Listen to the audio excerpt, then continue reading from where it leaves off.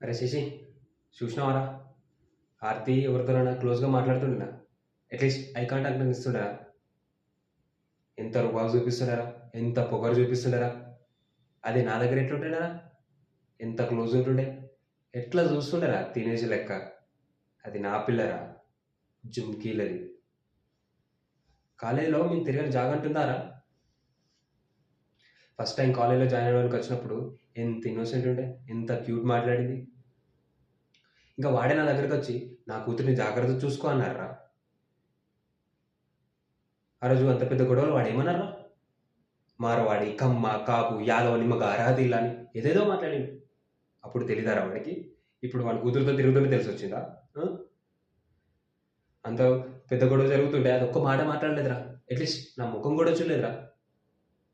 తలదించుకొని మనతో వెళ్ళిపోయింది.